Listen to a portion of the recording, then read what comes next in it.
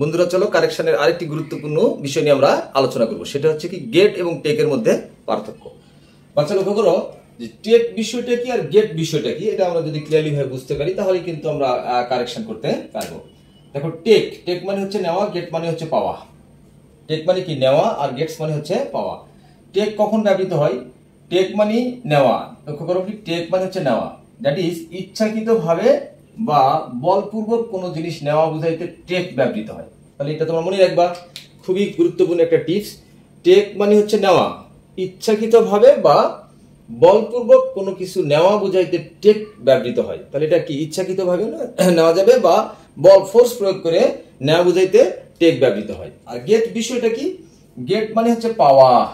তাহলে গেট মানে কি? পাওয়া। মানে কেউ যদি তোমাকে দেয় অথবা কারো দেওয়া জিনিস পাওয়া বুঝাইতে গেট বা রিসিভ ব্যবহৃত হয়। তাহলে কি আমরা ক্লিয়ারলি ভাবে বুঝতে পারলাম যে বাচ্চারা টেক শব্দের অর্থ হচ্ছে নেওয়া। টেক মানে হচ্ছে নেওয়া ইচ্ছাকৃতভাবে বা বলপূর্বক। এটা তোমাদের মনে রাখতে হবে, ইচ্ছাকৃতভাবে বা বলপূর্বক কোন জিনিস নেওয়া বুঝাইতে টেক শব্দটা ব্যবহৃত হয়। এটাই কনসেপ্টটা তোমরা মাথায় রাখবা। আর গেট হচ্ছে কি? গেট মানে হচ্ছে পাওয়া।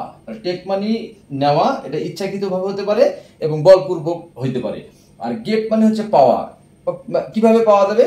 কারো দেওয়া জিনিস পাওয়া বুঝাইতে গেট বা রিসিভ ব্যবহৃত হয়। এখানে একটা ইনকারেক্ট বাক্য দেওয়া আছে, বাক্যটা সঠিক করে লেখা আছে, দেখো বাচ্চারা। ইনকারেক্ট বাক্যটা হচ্ছে কি? রিন্তি গেটস আ মোবাইল সেট। কি? রিন্তি গেটস আ মোবাইল সেট। এই যে গেটস, এটা হচ্ছে ভুল। তাহলে সঠিকটা কি হবে? রিন্তি টেকস আ মোবাইল সেট। এই হচ্ছে টেক এবং গেটের পার্থক্য। আশা করি টেক বিষয়টা কি এবং গেট বিষয়টা কি তোমরা ক্লিয়ারলি ভাবে বুঝতে পেরেছো। ধন্যবাদ সকলকে, আল্লাহ হাফেজ।